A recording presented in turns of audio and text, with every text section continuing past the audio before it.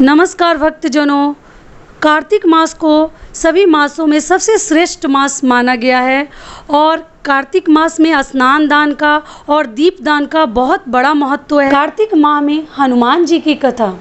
किसी गांव में एक बुढ़िया रहती थी और उसका एक बेटा और बहू भी उसके साथ रहते थे। बुढ़िया ने अपने बेटे से कहा कि वह कार्तिक नहाना चाहती है और वह कार्तिक स्नान के लिए वह जाएगी और 1 महीना वहीं रहेगी।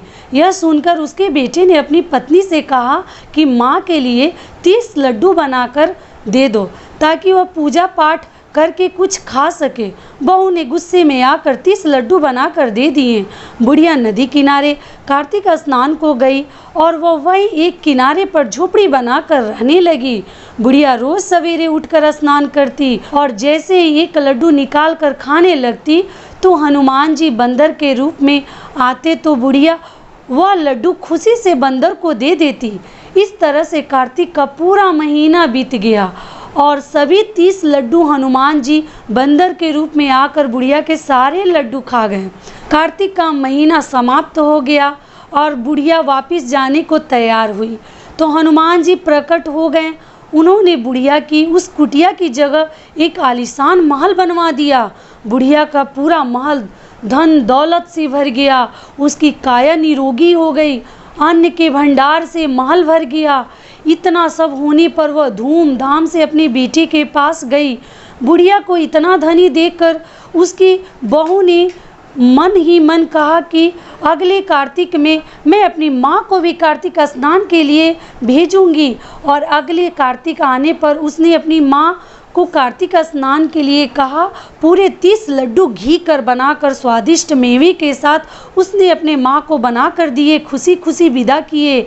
माँ कार्तिक स्नान के लिए गई और बहू की माँ रोज सुबह नहाकर लड्डू खाने लगती तो हनुमान जी बंदर के रूप में आते उसके सामने आकर बैठ जाते थे तो वह लड्डू उनको देने की बजाय उन्हें पत्थर मारकर उन्हें भगा देती थी और कहती थी कि इससे मेरा पेट नहीं भरा तो तुम्हें कैसे दूं।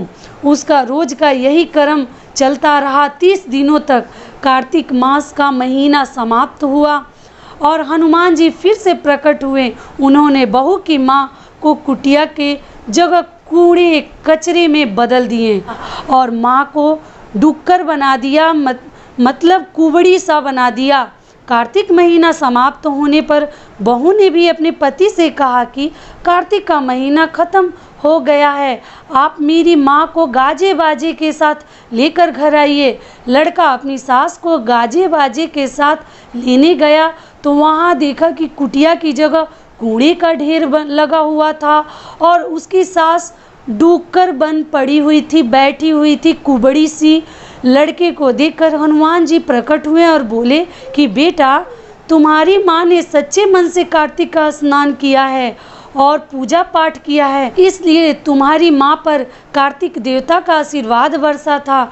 लेकिन तुम्हारी सास ने पापी मन से यह कार्य किया था और कार्तिक महीने में बेटी के घर का अन्न खाया था, इसलिए कार्तिक देवता इससे नाराज हुए, जिससे यह डुक्कर बन गई है, कुबड़ी बन गई है।